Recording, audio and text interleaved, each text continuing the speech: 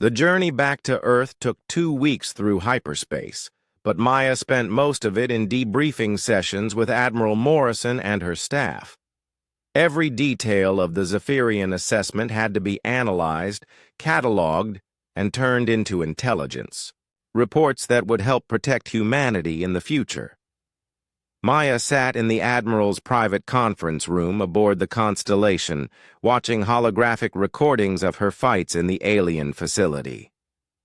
The images showed her pretending to struggle while actually gathering intelligence on Zephyrian combat techniques and equipment capabilities. The psychological warfare aspect was brilliant, said Colonel Beth Hayes, the fleet's intelligence officer. She was a sharp woman with short red hair who had spent her career studying alien military systems. By appearing to fail, you made them overconfident and careless about operational security. It wasn't really planned, Maya admitted.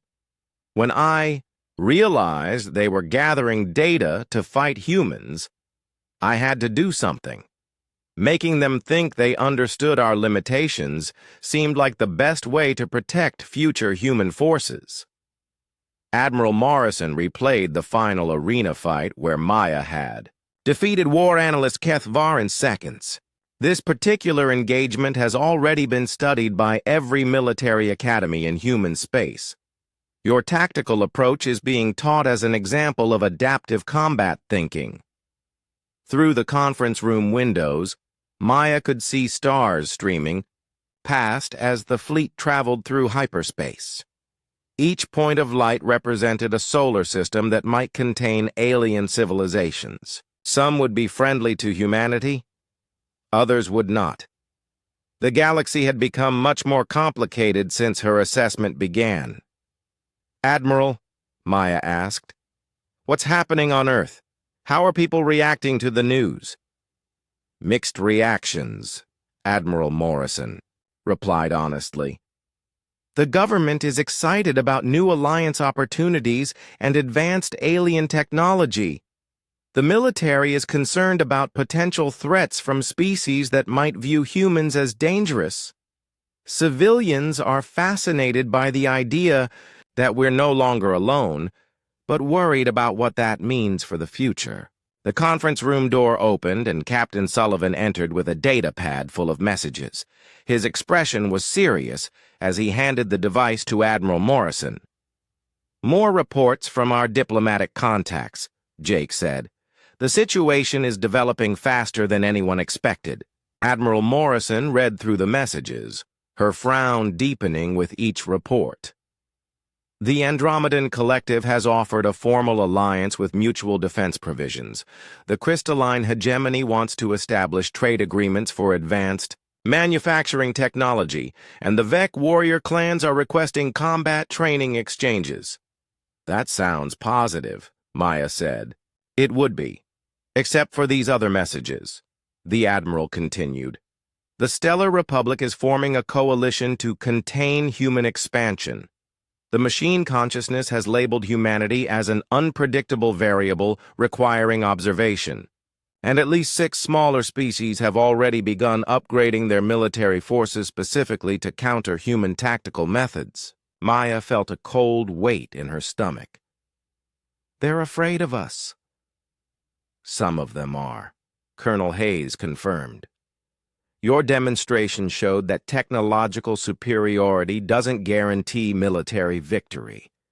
That's a frightening concept for species that have relied on advanced equipment to maintain their power." The ship's communication system activated with a soft chime.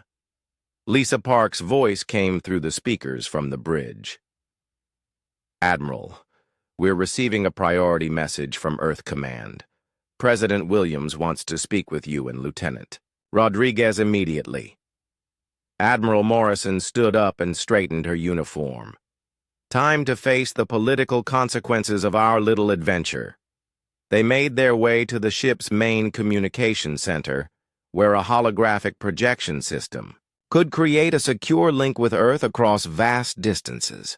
The technology was impressive, but Maya knew it was primitive compared to what some alien species possessed. President Williams appeared in the hologram, looking tired but determined. She was a woman in her 60s who had led Earth through 3 major crises during her time in office. Her silver hair was perfectly styled despite the early morning hour in Washington. "Admiral Morrison, Lieutenant Rodriguez," President Williams said, "I want to personally thank you for preventing what could have been a devastating war. The Joint Chiefs estimate that Earth would have lost at least half our orbital installations if the Zephyrian invasion had proceeded as planned." "Thank you, Madam President," Admiral Morrison replied. "Lieutenant Rodriguez deserves most of the credit. Her quick thinking and tactical skills made the intelligence operation possible." President Williams turned her attention to Maya. "Lieutenant, your actions have changed humanity's position in the galaxy overnight. That brings both opportunities and challenges. I need to know, are you prepared for what comes next?" Maya wasn't sure what the president meant. "What comes next? Ma'am? Fame, for one thing. Your story is already being broadcast across human space. Children are playing games where they pretend to be the human who defeated alien warriors. Military recruitment is up 300% because young people want to be like the soldier who outsmarted an entire empire." The idea of being famous made Maya uncomfortable. She had always preferred working behind the scenes, completing missions without public attention. "But more importantly," President Williams continued, "we need people who understand how to deal with alien psychology and tactics. Congress is forming a new department called Xenological Defense.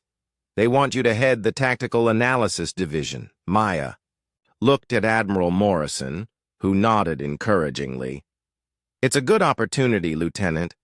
Earth needs people who can think the way you do about asymmetric warfare and cross-species conflict." "What would I be doing?" Maya asked. "Training other soldiers to fight the way you fought," President Williams explained. "Analyzing alien military capabilities and developing countermeasures. Preparing humanity for a galaxy where we can't rely on superior technology to win battles." Through the holographic connection, Maya could see Earth hanging in space behind the president. The blue and white planet looked small and vulnerable compared to the vast alien civilizations she had encountered. But she also knew that humanity had survived by being adaptable, intelligent, and more dangerous than anyone expected. "I accept the position, Madam President," Maya said, "but I have some conditions."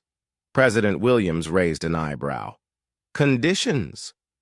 "I want Vector assigned as a cultural liaison. He understands both human and Zephyrian thinking, and he proved that not all aliens view humans as threats to be eliminated. We need people who can build bridges between species." "Agreed. What else?" "I want access to all the intelligence we've gathered about alien military systems. Not just Zephyrian data, but everything our diplomatic missions have collected. If we're going to defend Earth, we need to understand what we might be fighting." President Williams considered the request. "That's highly classified information, Lieutenant." "With respect, ma'am, the galaxy just became a much more dangerous place. Keeping secrets from the people responsible for defending humanity doesn't make anyone safer." Admiral Morrison smiled slightly. "She has a point, Madam President. Lieutenant Rodriguez has already proven she can handle sensitive information responsibly." "Very well," President Williams agreed. "You'll have full access to xenological intelligence files, but I want regular reports on everything you discover and every recommendation you make." The communication ended, leaving Maya alone with Admiral Morrison and Colonel Hayes. Through the windows, she could see that hyperspace was ending. Normal stars were becoming visible as the fleet approached human space. "Having second thoughts?" Admiral Morrison asked. Maya watched Earth's sun grow brighter as they traveled toward home. No, Admiral. I'm ready for whatever comes next. The galaxy might be more dangerous now, but it's also full of possibilities we never imagined. And if some alien species decides that humanity needs to be stopped? Maya smiled, remembering the look of shock on Kethvar's face when she stopped, pretending to be helpless. Then they'll learn the same lesson the Zephyrians did. Humans are much more dangerous than we look. As the human fleet entered Earth's solar system, Maya began planning the training programs and tactical analyses that would prepare her species for their new role among the stars. The galaxy had tried to measure humanity's capabilities, but the real test was just beginning. 3 days after the failed Zephyrian invasion, Maya stood on the bridge of the human flagship Constellation, watching the alien homeworld spin slowly beneath them. The planet looked peaceful from orbit, its 3 purple moons casting the same beautiful light she had admired when this all began. But everything had changed. Admiral Kate Morrison was a small woman with gray hair and eyes that missed nothing. She had commanded human fleets for 20 years, fighting pirates and hostile aliens across 3 star systems. Maya had never met her before, but the Admiral's reputation was legendary among Earth's military forces. "Tell me again how you knew," Admiral Morrison said, studying the tactical displays that showed both fleets maintaining careful distances from each other. "How did you figure out their real plan so quickly?" Maya watched a group of Zephyrian ships moving in formation below them. They were keeping their weapons powered down, following the terms of the temporary ceasefire that had been arranged after their invasion fleet surrendered. "It was the way they talked about humans," Maya said. "War analyst Kethvar kept calling us primitive and inferior, but he was too interested in our capabilities for someone who thought we were harmless. Plus, they asked for combat assessments before alliance negotiations were complete. That's not how you treat potential equals." Captain Jake Sullivan joined them at the tactical station. He looked tired but relieved.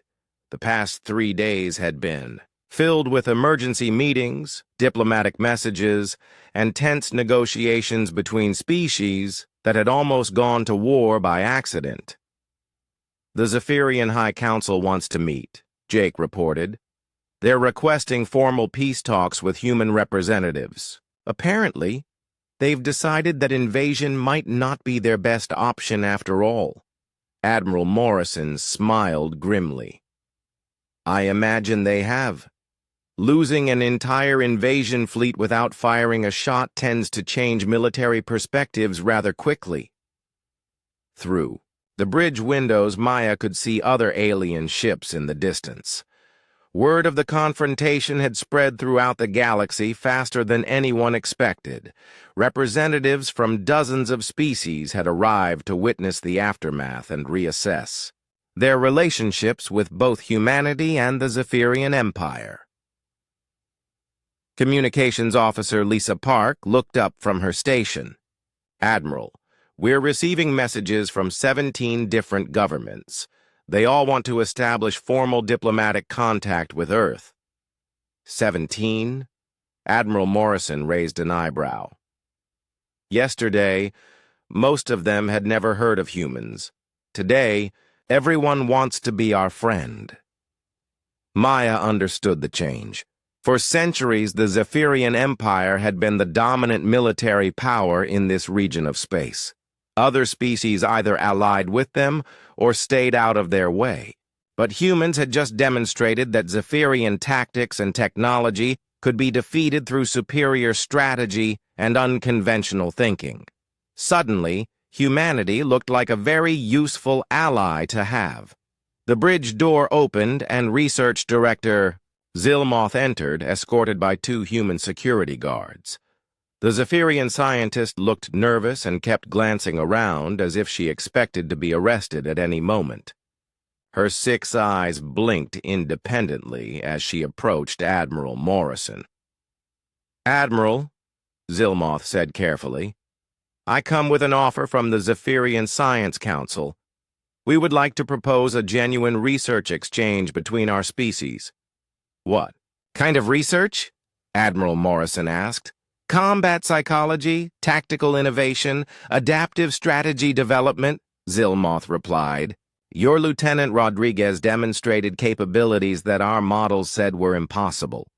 We want to understand how human cognitive processes differ from our own analytical methods.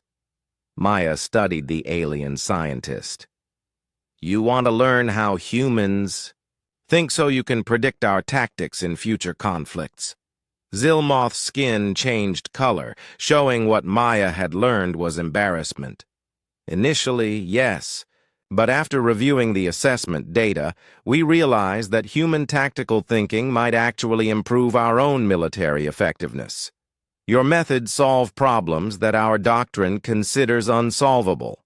Admiral Morrison considered the offer. What would you give us in exchange? Advanced technology, manufacturing techniques, scientific knowledge that your species won't develop for decades, Zilmoth said quickly.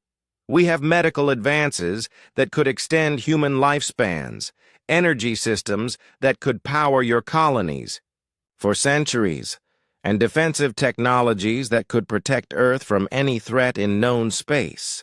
It was a generous offer, but Maya noticed what wasn't being mentioned. What about the invasion fleet? What about war analyst Kethvar and the military officers who plan to attack human colonies?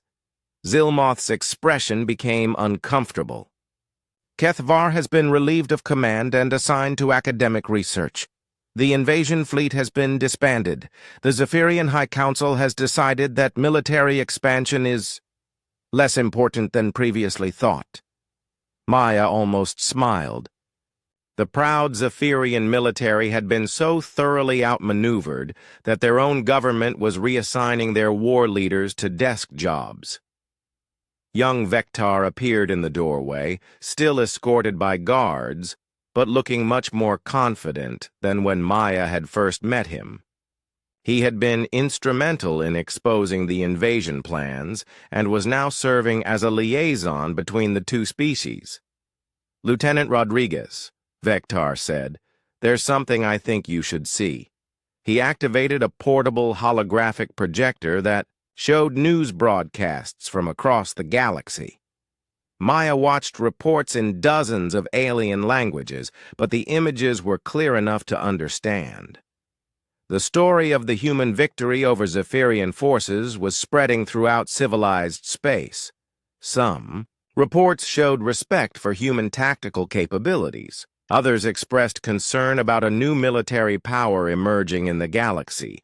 A few seemed genuinely frightened by the idea that humans might be more dangerous than they appeared. The galaxy is talking about humanity, Vectar explained. Some species want to ally with you. Others are worried about what humans might do next. But none of them are ignoring you anymore. Admiral Morrison studied the reports with interest. How many species are requesting formal contact? Lisa Park checked her communications board. 31 now, Admiral. The number keeps growing every hour. Maya realized that the assessment had accomplished something no amount of diplomacy could have achieved. By demonstrating that humans could outthink and outfight the galaxy's most advanced military power, they had forced every species to take humanity seriously. But that attention came with new dangers. Admiral, Maya said quietly, some of those species might decide that humans are too dangerous to leave alone. If they can't defeat us individually, they might try to form coalitions against us. Admiral Morrison nodded thoughtfully. That's a risk we'll have to manage. But right now, Earth has something it's never had before. Respect. Other species will negotiate with us as equals because they've seen what happens to those who don't. Captain Sullivan pointed to one of the news reports showing Zephyrian civilians celebrating in the streets of their capital city. Look at that. They're not mourning their military defeat. They're celebrating the end of their government's expansion policies. Maya watched the celebrating crowds and realized something important. The Zephyrian people had been just as trapped by their military leadership as humans would have been by Zephyrian conquest. By stopping the invasion, humanity had actually freed both species from a war neither really wanted. "What happens now?" Maya asked. Admiral Morrison smiled. "Now we go home and tell Earth that humanity is no longer alone in the galaxy. We have allies, trading partners, and yes, probably some new enemies too. But we also have something more important. We have a future among the stars." As the human fleet prepared to return to Earth, Maya took one last look at the Zephyrian homeworld. 3 days ago, she had come here as a test subject for alien scientists. She was leaving as the person who had prevented a war and changed humanity's place in the galaxy forever. The aliens had tried to measure her reflexes, but she had already finished the fight before they knew it had begun. The arena fell silent as Kethvar raised his twin honor blades. The energy weapons hummed with power, casting blue light across his gray skin. Maya stood 10 feet away, holding her single blade awkwardly, like someone who had never used such a weapon before. "Observe carefully," Kethvar announced to the alien spectators. "Zephyrian combat technique has been perfected over thousands of years. Each movement serves a purpose. Each strike follows mathematical precision. This is how superior species conduct warfare." He moved into the first position of traditional Zephyrian sword fighting. His 4 arms created a complex pattern of offense and defense that would be impossible for any 2-armed creature to match. The crowd murmured appreciation for his perfect form. Maya shifted nervously, appearing to struggle with the weight of her weapon. She glanced around the arena like a frightened animal looking for escape routes. Several observers made sounds that might have been alien laughter. "Do not be afraid," Kethvar said. "This is merely a demonstration. I will show you proper technique before ending the engagement." The fight began. Kethvar advanced slowly, using textbook Zephyrian approaches. He wanted the observers to see every detail of his superior method. His first strike came from the upper right, a calculated blow designed to test Maya's defensive capabilities. Maya barely managed to block it, stumbling backward from the impact. Her return strike was clumsy and off balance. Kethvar easily deflected it and pressed his attack. For 30 seconds, the fight followed the script Kethvar had imagined. The superior Zephyrian warrior demonstrated flawless technique while the primitive humans struggled desperately to survive. Each exchange showed the vast gap between advanced alien training and crude human instincts. Maya retreated across the arena floor, breathing hard and sweating. Her blade work grew more erratic as Kethvar increased the pressure. To every observer, it was clear that the human was reaching her limits. Then something changed. Maya's foot slipped on a piece of debris that had fallen from the gallery above. She went down hard, rolling to avoid Kethvar's follow-up strike. When she came back to her feet, her grip on the weapon had shifted. Her stance was different. Her eyes had gone completely cold. "Enough," she said quietly. Kethvar paused, confused by the change in her voice.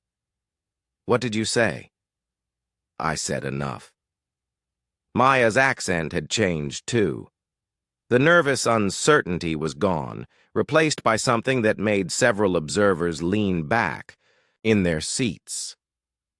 "I've learned everything I need to know about your fighting style." Before Kethvar could respond, Maya moved. The transformation was instant and total. The clumsy, frightened human disappeared. replaced by something that moved. Like liquid death, Maya closed the distance between them faster than Kethvar's enhanced reflexes could track. Her first strike came from an angle that didn't exist in Zephyrian combat doctrine. Kethvar tried to block with traditional defensive positions, but Maya's blade wasn't where his training said it should be. The energy weapon slipped past his guard and touched his shoulder, sending pain through his nervous system. He staggered backward, all four arms moving in complex defensive patterns. But Maya was already attacking from a different direction, using footwork that violated every principle of logical combat movement. She seemed to anticipate his blocks before he made them. "This is impossible," Kethvar gasped, barely deflecting a strike that should have been easy to counter. "You cannot fight like this." "You're right," Maya said, pressing her attack. "I can't fight like a Zephyrian. Good thing I fight like a human." The alien observers watched in stunned silence as Maya dismantled thousands of years of Zephyrian martial tradition. She used techniques that made no sense according to their understanding of combat theory. She attacked from multiple directions simultaneously, created openings that shouldn't exist, and moved in ways that seemed to defy physics. Kethvar's perfect form began to crumble under pressure he had never experienced. His mathematical precision became a weakness, as Maya fed him problems his training couldn't solve. Every time he tried to establish proper distance and timing, she changed the rules of engagement. "How?" he demanded, desperately trying to regain control of the fight. "Your species is primitive. Your technology is inferior. You have no formal combat tradition." Maya smiled for the first time since the fight began. It was not a pleasant expression. "That's your mistake," she said, landing a strike that sent Kethvar to one knee. "You think combat is about tradition and mathematical precision, but humans learned to fight by surviving things that wanted to eat us." She pressed her advantage, driving Kethvar backward across the arena floor. "We didn't have claws or armor or enhanced genetics. We had to be smarter, faster, and more adaptable than everything that hunted us. We learned to win fights by breaking the rules our enemies expected us to follow." Kethvar made one last desperate attack, throwing everything he had into a combination that should have overwhelmed any single opponent. Maya waited until he was fully committed, then stepped aside and struck with surgical precision. The war analysts. Weapons went flying. He crashed to the arena floor, stunned and defeated. Maya stood over him with her blade at his throat, not even breathing hard. Total fight time, 4 seconds of actual combat. The arena was completely silent. 12 different species stared at the human who had just destroyed their understanding of how warfare worked. The representative from the Andromedan Collective was speaking rapidly into multiple communication devices. The Vec warrior had moved to the edge of his seat, studying Maya with new respect. "The assessment is complete," Maya announced to the crowd. "I trust you have all the data you need." Kethvar struggled to sit up, his pride as shattered as his combat technique. "This proves nothing," he gasped. "One human cannot stand against the might of the Zephyrian Empire." "You're absolutely right," Maya agreed. "One human can't fight your entire empire." She reached into her equipment pack and pulled out a small device that had been humming quietly throughout the entire assessment. "Fortunately, I haven't been alone." The device projected a holographic display showing the space around the Zephyrian homeworld. Kethvar's face went pale as he recognized the tactical readout. The Zephyrian invasion fleet was there, exactly where Vectar had said it would be. But it wasn't alone. Human ships surrounded the Zephyrian fleet in a perfect tactical formation. Destroyers, cruisers, and carriers that had somehow appeared without being detected by the most advanced sensor networks in the galaxy. Quantum entanglement communicators, Maya explained casually.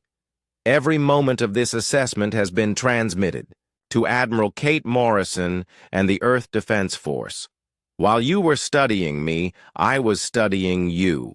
Your tactics, your technology, your invasion plans, we know everything. Captain Jake Sullivan's voice came through the device's speakers. Maya, this is the Aurora's dawn. Admiral Morrison sends her compliments and asks if you're ready for pickup. Maya looked around the arena at the stunned alien observers. Tell the Admiral I've completed my mission. The assessment data shows that Zephyrian combat doctrine has several critical weaknesses. I'm ready to return and brief our tactical teams. Kethvar stared at the holographic display in horror. This cannot be happening. Our fleet is superior in every way. Our technology is more advanced. Our warriors are better trained. Your technology is more advanced, Maya admitted. Your warriors are definitely better trained in your methods, but you made the same mistake that every apex predator makes when it encounters something new. She deactivated the honor blade and set it down beside the defeated war analyst. You assumed that because we don't look dangerous, we aren't dangerous. You thought that because we're young and primitive, we're weak. You never considered that maybe we survived by being more dangerous than anything that tried to hunt us. The arena's emergency alarms began sounding as Zephyrian military commanders realized their invasion fleet was surrounded and outmaneuvered. In the observation galleries, alien diplomats were already leaving, presumably to report to their governments that humanity was not the weak species they had appeared to be. Maya walked toward the arena exit, where Vectar was waiting with a small group of other young Zephyrians who had opposed the invasion plans. Thank you for the warning, she told him. Your information probably saved millions of lives. What happens now? Vectar asked. Maya paused at the exit and looked back at Kethvar, who was still sitting on the arena floor in shock. Now your people have a choice. They can try to fight a war against an enemy that thinks differently than they do, moves differently than they expect, and refuses to follow the rules they understand. Or they can accept that maybe, just maybe, humanity might make better allies than enemies. As Maya left the facility, the quantum communicator crackled with reports from the human fleet. The Zephyrian invasion force was surrendering without firing a shot, realizing that their primitive enemies had somehow outmaneuvered their most advanced tactics. The aliens had tried to measure her reflexes, but Maya had already won the war they didn't know had started. The advanced combat chamber hummed with energy as Maya entered for what Kethvar called the final evaluation phase.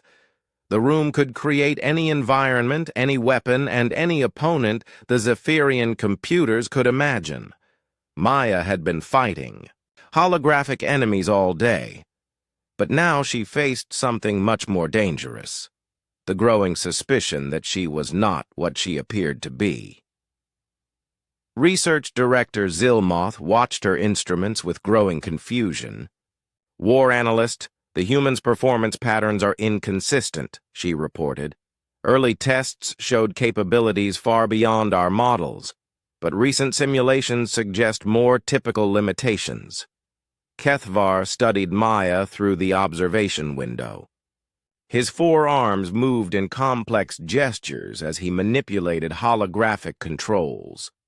Perhaps the human was simply lucky in the beginning, or maybe our initial scenarios were too simple. Maya could hear their conversation through the chamber's communication system. She kept her face blank, but inside she was calculating rapidly. The Zephyrians suspected something was wrong, but they hadn't figured out what. That gave her a small advantage, but not much time. "Initialize combat scenario 7, Kethvar ordered. "I want to see how the human handles prolonged psychological pressure." The chamber transformed into a replica of a human city. Maya recognized the architecture as similar to New Tokyo, one of Earth's largest colonies. Buildings rose around her, in familiar patterns, complete with human writing on signs and the kind of vehicles her people actually used. Then, the attack began. Holographic Zephyrian soldiers appeared throughout the city, but these weren't the clean military scenarios from earlier tests. These soldiers were destroying everything. They burned buildings, shot civilians, and left destruction in their wake. Maya could hear the screams of holographic humans as they fled through the streets. "This scenario is based on our projections for urban warfare against human settlements," Kethvar announced through the speakers. "Show us how you would defend your people, Lieutenant." Maya felt anger burn in her chest, but forced herself to stay calm. This wasn't just a test, it was a preview. The Zephyrians were showing her exactly what they planned to do to human colonies, when they decided humanity had become too dangerous to ignore. She moved through the burning city, engaging enemy soldiers while trying to protect holographic civilians. But for every soldier she defeated, 2 more appeared. For every citizen she saved, 3 more died. The scenario was designed to be unwinnable, meant to break her spirit and show the futility of resisting Zephyrian military power. Maya played her part perfectly. She fought hard, but appeared increasingly desperate as the simulation continued. She made tactical mistakes that a real Special Forces operator would never make, allowing the Zephyrians to record false data about human combat psychology under extreme stress. But while she pretended to struggle, Maya was actually mapping the entire simulation. She learned how Zephyrian urban warfare tactics worked, what weapons they preferred for civilian targets, and how they coordinated multi-squad operations. Every moment of fake desperation gave her more intelligence about their military capabilities. The simulation ended with the holographic city in ruins and Maya kneeling in apparent defeat among the bodies of simulated humans. She allowed real tears to fall, which the Zephyrians interpreted as emotional breakdown rather than rage at what they were planning to do to her people. "Excellent data," Kethvar said with satisfaction. The human psychological response follows predictable patterns: fear, anger, desperation, and finally resignation. This will be useful for managing human populations after initial conquest. Maya wiped her eyes and stood slowly, as if exhausted by the experience. Inside, every word Kethvar spoke was being recorded by the quantum communication device hidden in her equipment. Captain Sullivan and the human fleet were hearing everything, learning about Zephyrian invasion plans in real time. During the next rest period, Vector approached her again. The young technician looked nervous and kept checking to make sure they weren't being watched. "Lieutenant, I need to tell you something," he whispered. "I've been monitoring communications from the military command center. There's a Zephyrian invasion fleet gathering in the outer system." Maya's blood turned cold, but she kept her voice steady. "What kind of fleet?" 12 battle cruisers and 40 support vessels. They're waiting for the assessment to be completed before moving toward human space. War analyst Kethvar believes this facility will provide the final intelligence needed for a successful preemptive strike. "When?" Maya asked. "Soon, maybe within days. The fleet commanders are convinced that humans will eventually develop technology that threatens Zephyrian dominance. They want to eliminate the threat while humanity is still weak." Maya realized the terrible truth. The alliance negotiations had been a distraction, while the Zephyrians prepared for war. Her assessment wasn't just gathering intelligence, it was the final step before invasion. "Why are you telling me this?" she asked Vector. The young alien's skin changed color, showing what Maya guessed was embarrassment or fear. "Because I've studied human history. Your species survived by adapting and learning, not by being naturally superior. I think the war analyst is making a mistake by underestimating you." Before Maya could respond, Kethvar announced the final test. She would face him in personal combat using traditional Zephyrian weapons. The engagement would be broadcast throughout the facility so all observers could witness proper Zephyrian fighting technique. Maya was escorted to an arena at the center of the station. The circular floor was surrounded by viewing galleries filled with aliens from dozens of species. Some had come to see human capabilities demonstrated. Others were clearly here to assess whether humanity would make a useful ally or a dangerous enemy. Kethvar entered the arena carrying two curved blades that hummed with energy. He moved with the confident grace of someone who had never lost a fight. His 4 arms allowed him to wield weapons in combinations no human could match, and his reach was much longer than Maya's. "These are honor blades," Kethvar announced to the crowd. "They have been used by Zephyrian warriors for 1,000 years. Combat with honor blades requires skill, tradition, and superior genetics. I will demonstrate why the Zephyrian way of war has never been defeated." He handed Maya a single blade. It was heavier than human weapons, designed for a stronger species with different muscle structure. The energy field around the cutting edge made it deadly to touch anywhere except the handle. "Do not be concerned about injury," Kethvar said. "The blades are set to training mode. They will cause pain, but not permanent damage. This allows us to conduct realistic combat while preserving valuable test subjects." Maya tested the weapon's weight and balance, while Kethvar explained Zephyrian combat philosophy to the observers. He demonstrated several traditional techniques, showing how proper form and calculated strikes could overcome any opponent. "Combat is a science," he declared. "Emotion, improvisation, and desperation are weaknesses to be exploited. Disciplined technique and superior training will always defeat inferior methods." Maya nodded respectfully and took a fighting stance. She appeared nervous and uncertain, holding the unfamiliar weapon awkwardly. The alien observers leaned forward, expecting to see a quick demonstration of Zephyrian martial superiority. What they didn't realize was that Maya had been studying Kethvar's movement patterns all day. She knew how he preferred to attack, how he recovered from defensive positions, and where his psychological pressure points were located. The war analyst thought he was about to give a lesson in proper combat technique. Maya was about to show him why humans had survived every predator that had ever tried to hunt them. The fight was about to begin, but Maya had already won. She just needed to choose the right moment to stop pretending to be helpless. The third simulation materialized around Maya like a nightmare. She stood in the middle of a Zephyrian military base, surrounded by barracks, weapon storage buildings, and defensive towers.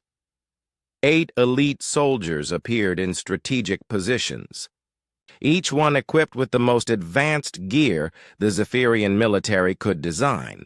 Kethvar had programmed this scenario himself. It was based on actual Zephyrian Special Forces training, designed to test the absolute limits of their best warriors. No single soldier was expected to survive this simulation. It was meant to teach teamwork and tactical coordination. Maya took 0.7 seconds to assess the situation. She identified the command structure, mapped the weapon placements, calculated the timing of patrol rotations, and planned her approach vector. Then she moved. The first soldier never saw her coming. Maya approached from his blind spot, using a storage building as cover, and neutralized him before he could alert the others. She took his weapon, an energy rifle that hummed with power, and studied its controls during the 3 seconds it took to reach her next target. The second and third soldiers were positioned to cover each other's approaches. Maya used their own tactical doctrine against them, creating a situation where they couldn't fire without risking friendly casualties. While they hesitated, she struck. By the time the remaining soldiers realized they were under attack, half their squad was gone. They tried to regroup using standard Zephyrian emergency protocols, but Maya had already studied their playbook. She anticipated their movements and was always one step ahead. The simulation ended in 12 seconds. Zilmoth stared at her instruments in disbelief. "The human completed a scenario designed for an entire squad," she whispered. "This is impossible." In the observation gallery, the aliens were no longer quiet. The representative from the Andromedan Collective was speaking rapidly into a communication device. The Vec warrior had moved to the front of the viewing area, studying Maya with the intense focus of a predator recognizing another apex hunter. Kethvar's composure finally cracked. "Increase to 12 opponents," he shouted. "Add environmental hazards. Make the terrain unstable." "Sir," Zilmoth said carefully, "our combat doctrine doesn't include scenarios with 12 elite opponents. Our own soldiers couldn't—" "I don't care about doctrine," Kethvar's voice echoed through the facility. "I want to see this human fail." The fourth simulation was chaos. Maya found herself on a collapsing space station with 12 Zephyrian soldiers, emergency fires, failing gravity systems, and structural damage that changed the battlefield every few seconds. Debris fell from the ceiling, floors tilted without warning. Emergency lights flashed in patterns that were designed to confuse and disorient. Maya adapted faster than the simulation could change. She used the falling debris as weapons, turning environmental hazards into tactical advantages. When the gravity failed in one section, she used the zero-G environment to approach enemies from impossible angles. The flashing lights that were meant to confuse her became a timing system for her attacks. 14 seconds later, she stood alone. Among 12 deactivated holograms, the observation gallery erupted in noise. Aliens were arguing with each other in languages Maya didn't recognize, but the tone was clear. They were impressed and worried. Some were already leaving, presumably to report what they had seen to their home governments. Research Director Zilmoth approached Kethvar with obvious concern. "War analyst, we need to discuss what we're seeing here." "What we're seeing," Kethvar said through clenched teeth, "is faulty programming. Humans are a young species with primitive technology. They cannot possibly perform at these levels. But the data is consistent across all tests," Zilmoth insisted. "Either our understanding of human evolution is completely wrong, or this individual represents capabilities we never suspected." During the brief pause between simulations, Maya was allowed to rest and drink water. A young Zephyrian technician named Vector approached her nervously. He was much smaller than the military personnel, with lighter skin markings that showed his junior status. "Excuse me, Lieutenant Rodriguez," Vector said quietly. "I wanted to ask, how are you doing this?" Maya studied the young alien. He seemed genuinely curious rather than hostile. "Doing what?" "The simulations. They're designed using our most advanced tactical algorithms. Our best soldiers struggle with the scenarios you've been completing in seconds. Maybe your algorithms are missing something, Maya said casually. Vector glanced around to make sure no one was listening. Can I ask you something? Do all humans fight like you? The question was innocent, but Maya realized its implications.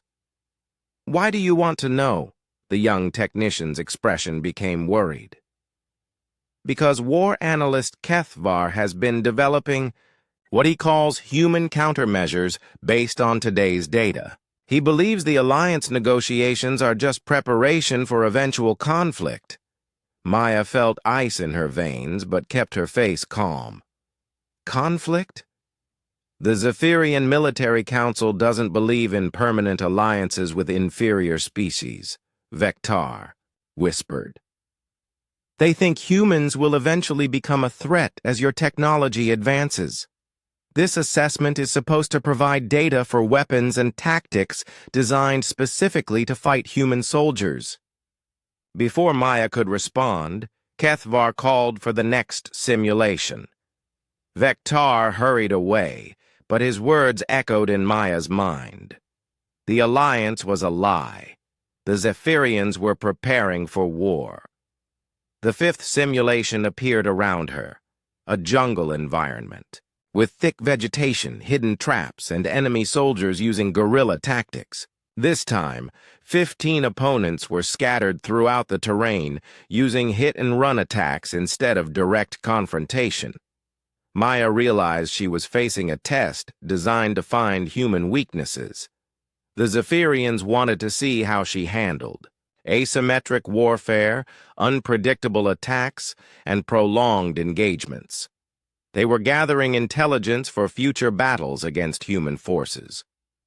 For the first time, Maya made a conscious decision to hold back.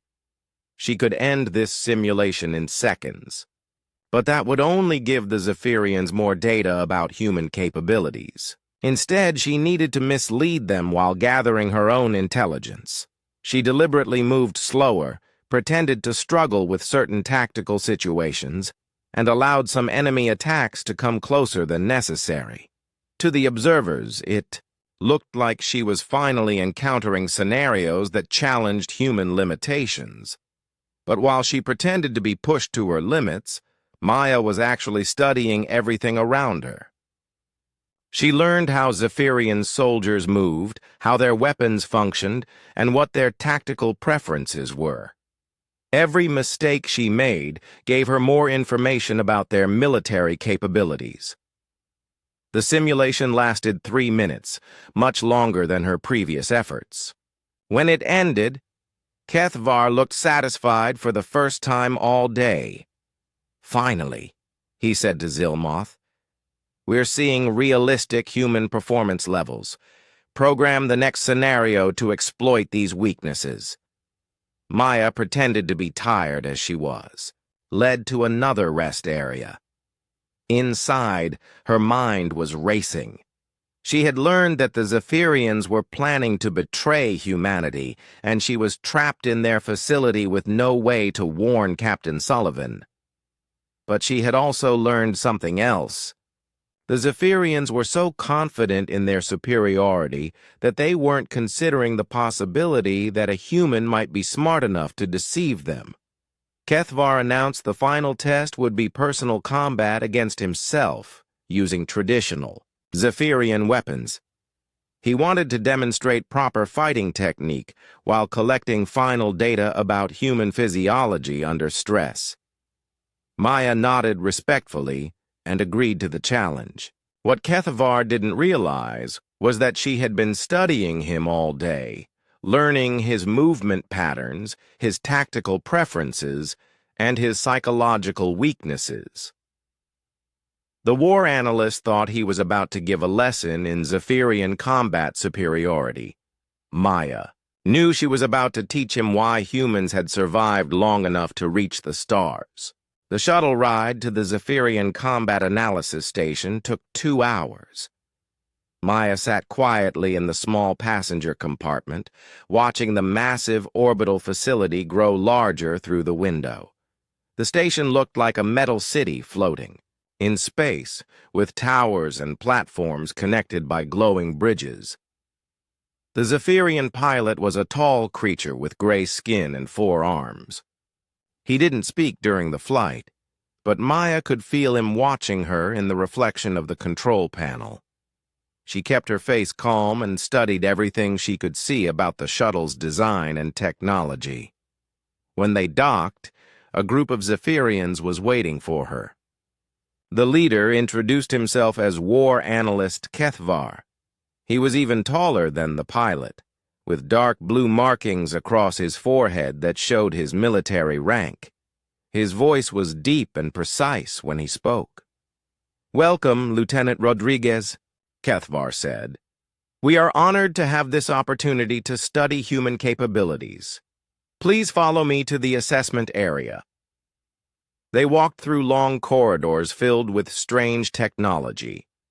Maya saw holographic displays showing tactical simulations, weapons she didn't recognize, and computers that seemed to think faster than anything humans had built. Everything was clean and efficient, designed by minds that valued order and precision above all else.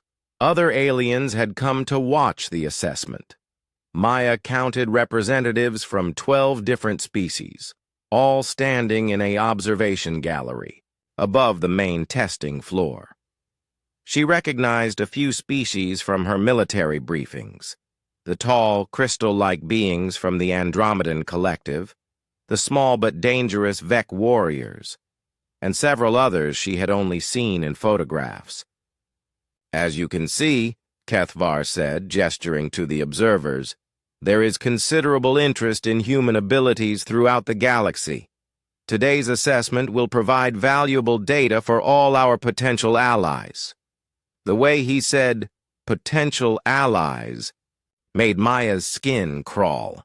It sounded more like he was saying future subjects.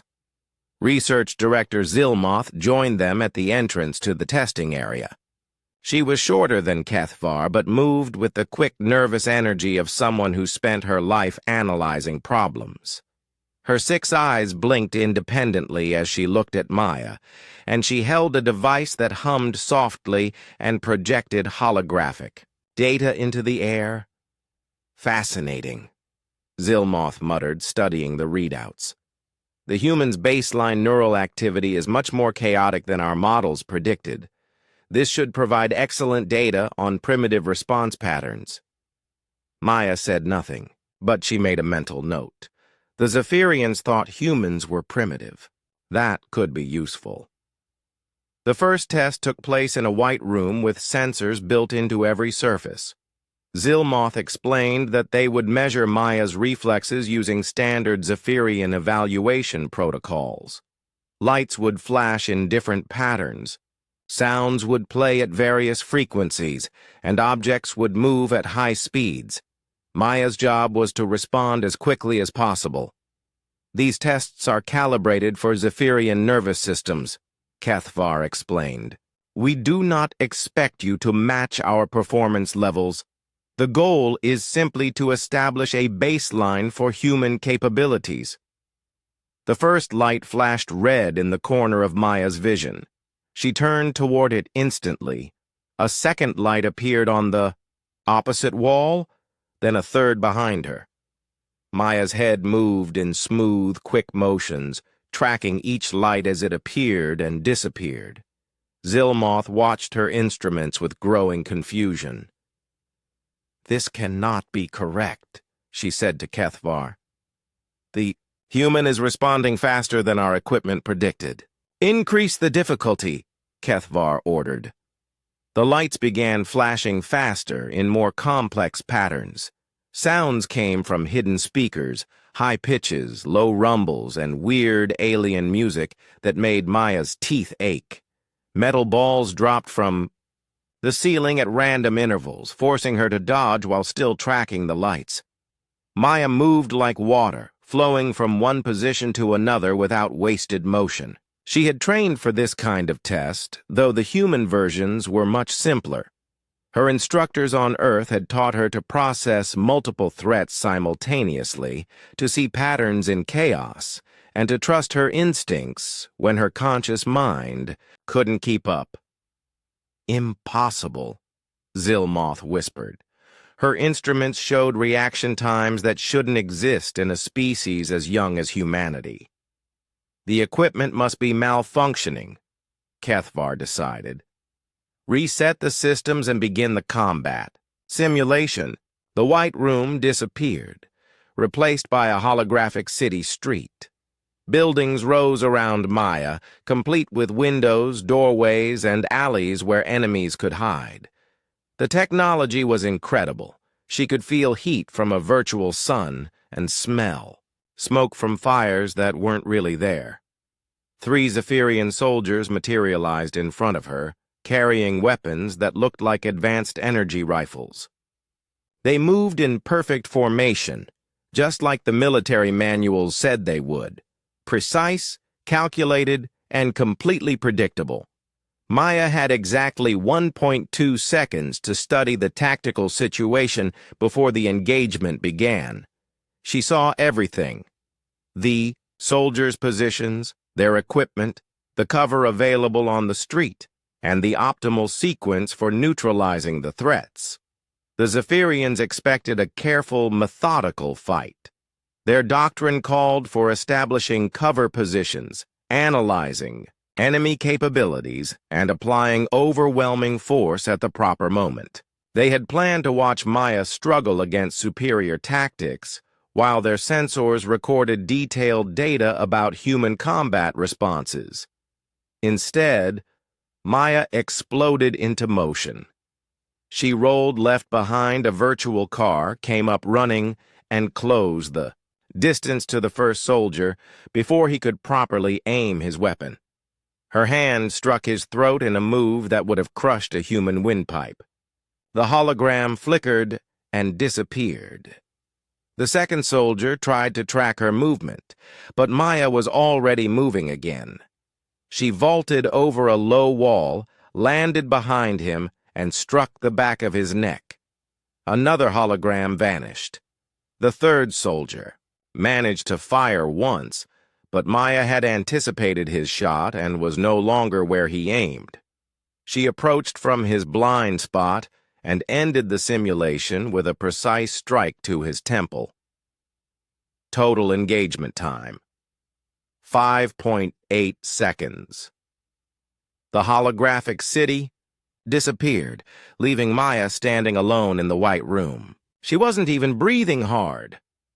The observation gallery was completely silent. 12 different species stared down at the human who had just dismantled Zephyrian standard tactics faster than their computers could process the engagement. Kethvar's face showed no expression, but Maya noticed his hands clenching and unclenching. "Reset the simulation," he ordered. There was obviously a malfunction in the holographic projectors. Zilmoth was frantically checking her instruments. "All systems show normal operation," she reported. "The simulation ran exactly as programmed." "Then reprogram it," Kethvar snapped. "Use 5 opponents this time, and make sure the scenario is properly calibrated." Maya stood quietly in the center of the room, waiting for the next test. She could see the confusion and growing concern on the aliens' faces. They had expected to demonstrate human limitations, but instead they were seeing capabilities that didn't match their models of human development.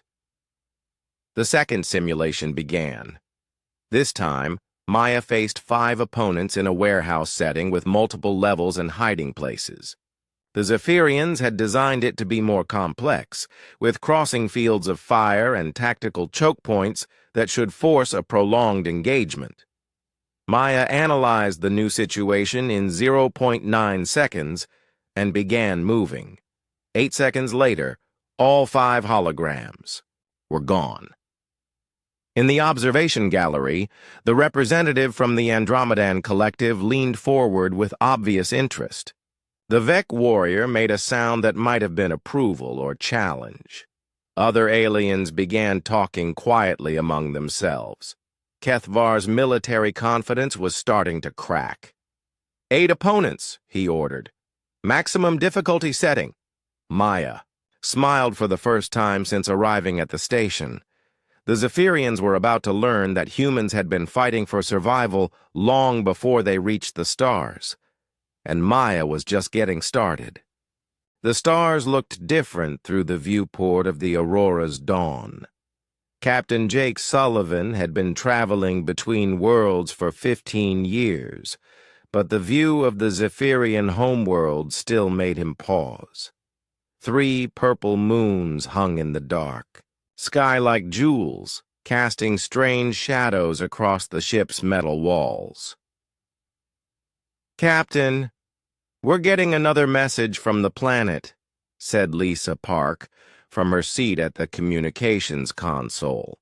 Her fingers moved quickly across the blue holographic display. "It's from the Zephyrian Military Council again." Jake walked over to her station. The bridge was quiet except for the soft hum of the ship's engines.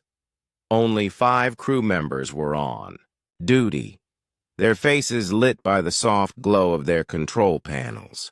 Through the large windows, the alien world grew larger as they approached.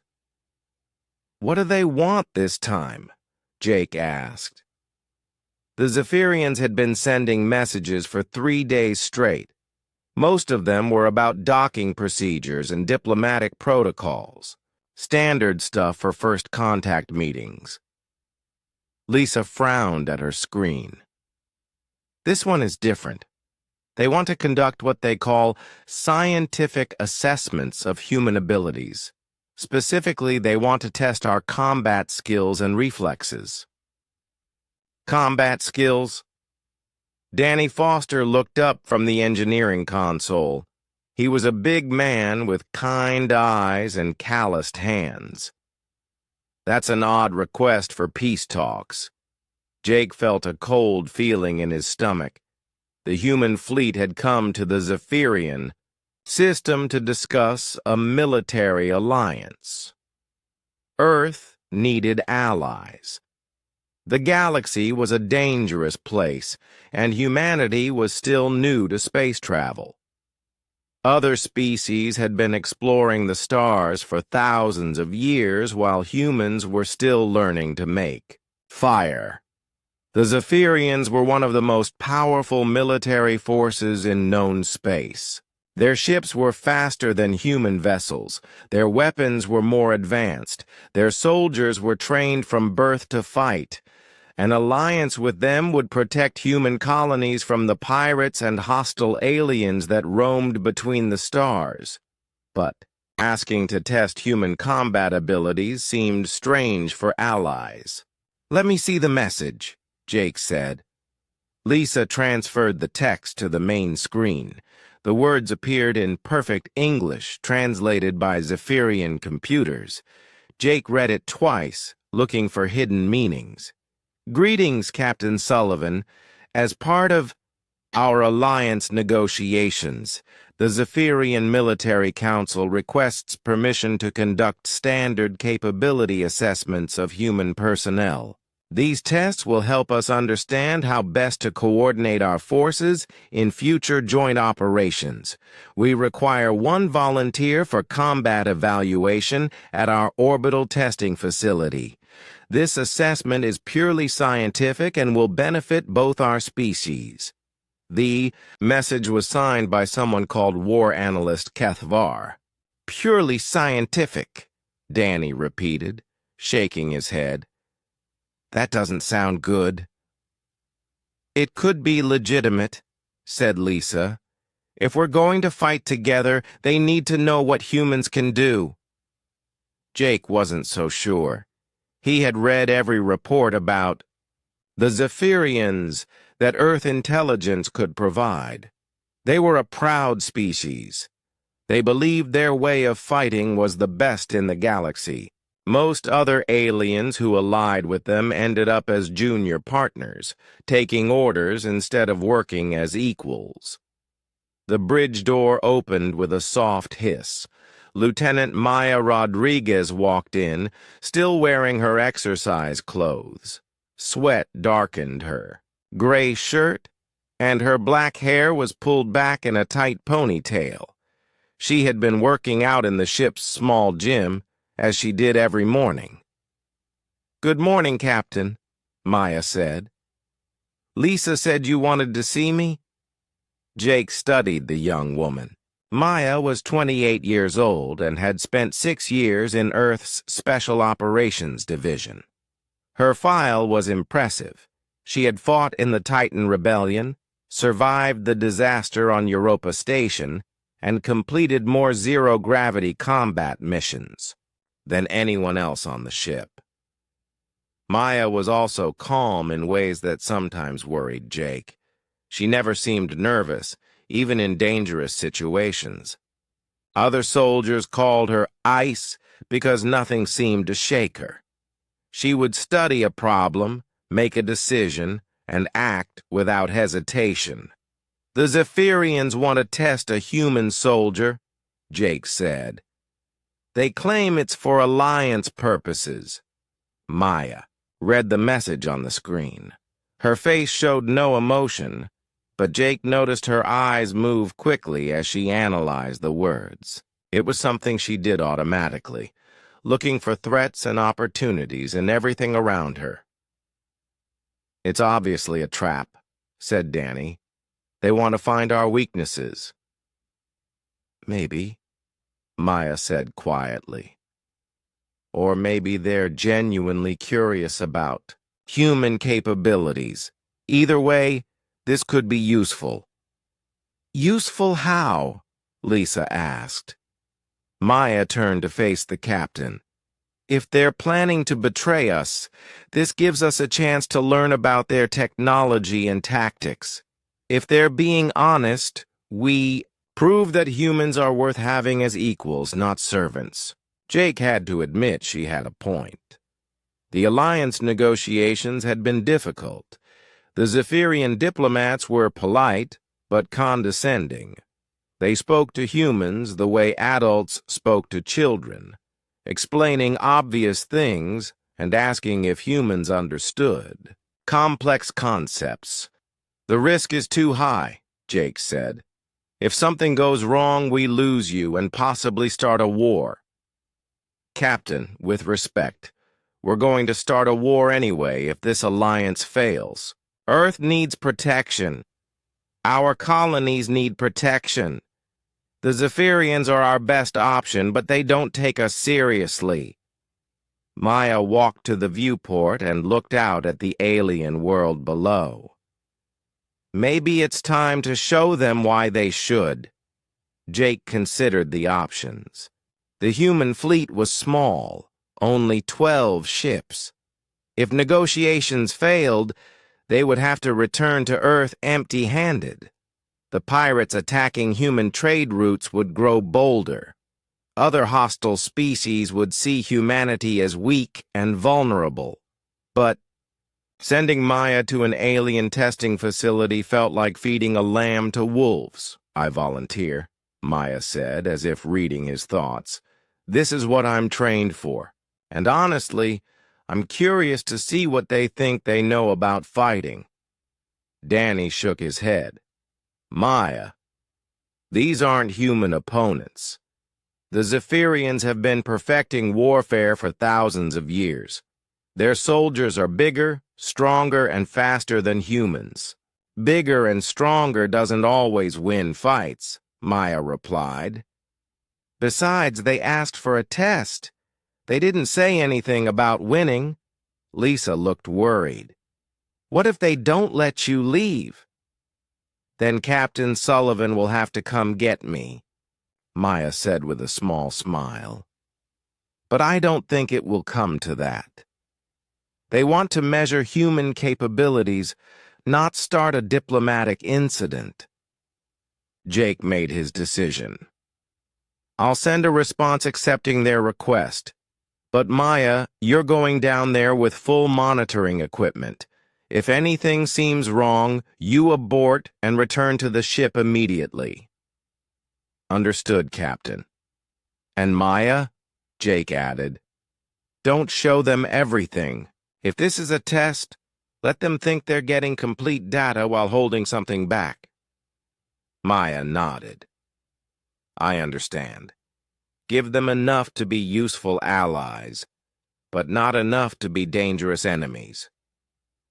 As the Aurora's dawn continued its approach, to the Zephyrian homeworld, none of them realized that war analyst Kethvar was already preparing what he believed would be a definitive demonstration of human limitations.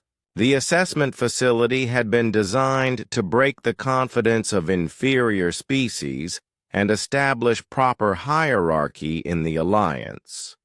What the Zephyrians didn't understand was that Maya Rodriguez had never been broken by anything,